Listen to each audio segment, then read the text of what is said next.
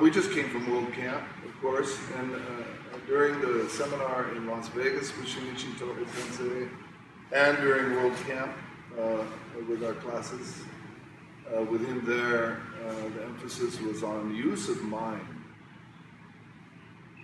He was emphasizing for us that what he feels is a big misunderstanding in general, the key principle training. Even when we say something like extend ki, it sounds like we can use ki in some way. But he told us that, and I remember Tohei Sensei saying the same thing, ki fills the whole universe. In fact, ki is the whole universe. We talk about the movement of ki or ki movement as if it was something special or something different. But all movement is ki movement. In other words, everything is ki. All movement is ki moving. Whether it's a hurricane or a freight train or a waterfall or an insect flying or me moving my hand. It's all ki movement. So we can't think about using ki because it's governed by, coordinated by, maintained by how we use mind. The big mistake we make is we try to focus on something that we want to accomplish, even something as simple as just holding a bokken or holding someone's hand. And we have an intention of some kind. We think we're going to do something. This is why what I've been emphasizing for so long about the misinterpretation of the four basic principles. It sounds like you're supposed to do something, but I want to point out to you Suzuki Sensei's four basic principles, which I asked him to write on the board over here. So what? Do nothing. Be natural. Don't worry, be happy, which I think he got from the song. And I like this so much because this is Suzuki Sensei's effort to help us understand that it's not something you do, it is a natural condition that you're born with.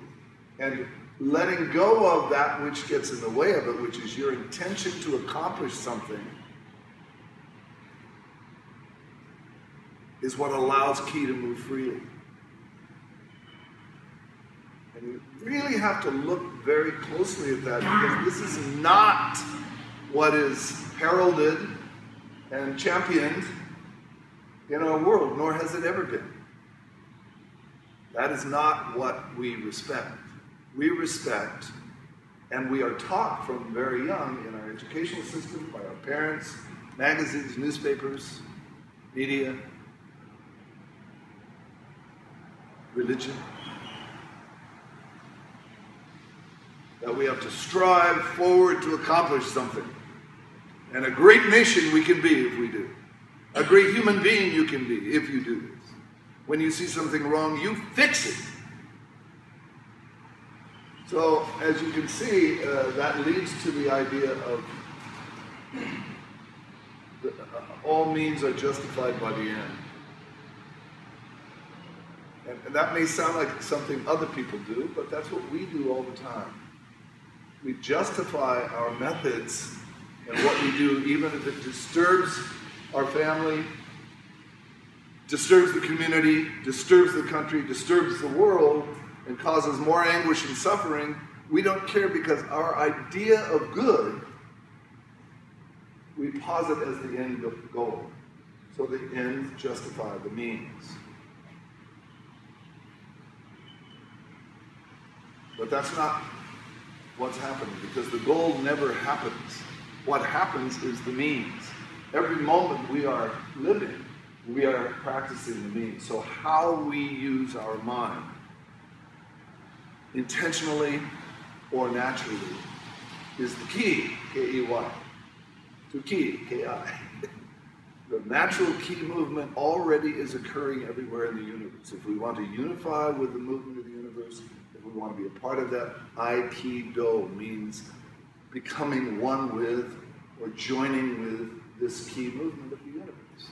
That's what we're practicing. So the secret is how to do that.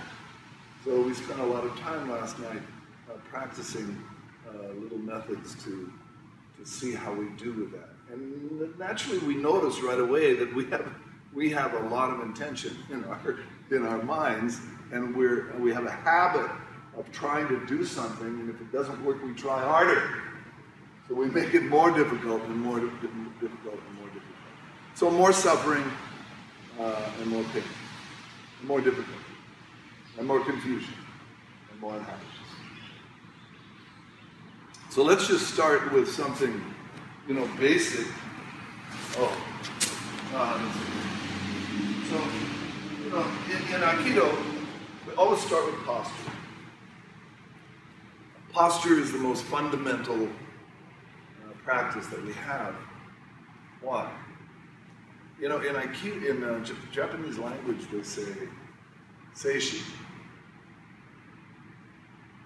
Right? Shisei, sorry. I'm looking at Sayaka. Correct me, Sayaka, if I say something wrong in Japanese. Shisei. In English, we have two words, posture and attitude. Right? So one is mental, one is physical. But in the Japanese word, shisei, it includes both. And this is kind of important for us to understand. Not that it's a better language, but they are expressing something fundamentally important by using the word that way. Or in other words, they're saying, you must already automatically understand this. We don't need to have two words. First, in other words, mind leads body. The state of your mind or your attitude is reflected in the state of your body. And when we correct your body, as we often have to in Aikido, because we're using form, even if we're just standing still, we're going to correct your posture, correct the way that your body stands. We're not actually saying change the way you stand, we're saying change the way you think. Or maybe more importantly, a better way to say that is change the way you feel. The feeling is what is expressed in the posture.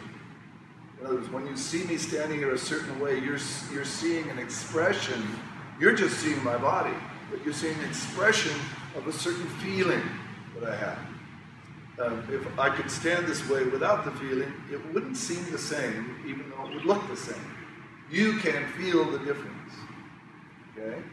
So keep in mind all during the day when we're doing physical things, that those physical things and the corrections that we make relating to those things are really changing mind, not changing body. Toi Sensei emphasizes constantly. He always would say to us, you hear me talking about body, but I'm really just talking about mind. Okay? So when you hear me talk about body, think mind.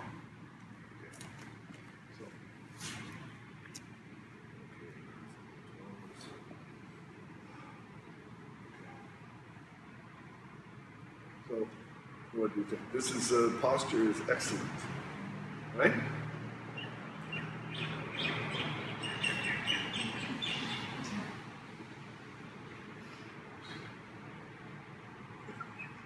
He's taking a movie. He's just waiting for what's going to happen. So this is, of course, very good.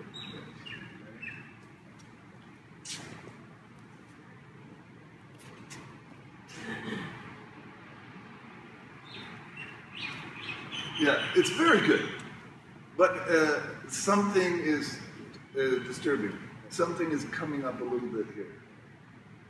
That's really just a form of expression. I mean, there's nothing coming up over here. What we say. Sorry. I didn't mean that. It's a feeling that we become slightly disturbed. It's just like Toi Sensei, he just read the Shokushu Rei Seishin. When the moon is clearly reflected in the water is calm. You know the water is calm because the moon is clearly reflected in it. The water is calm just because it got that way all by itself. It didn't get that way from you doing something to the surface of the water to calm it down. When you take a key test, we tend to try to calm ourselves down. That's like sticking your fingers on the surface of the pond and trying to hold it calm. But of course you can't do that. Any effort that you make to calm the water in that way disturbs the water. And then the moon is not clearly reflected. So if you have lots of experience like Carlos does, then this happens on a very, very subtle level. So which is why this is very easy for him, but I walked over here and gave him a different kind of test, just to see if there might be a little bit of disturbance. So what I think we practiced this last night, we allow it, we leave it alone, and allow it to rest. Allow the, Toizen says, that's why he says weight underside.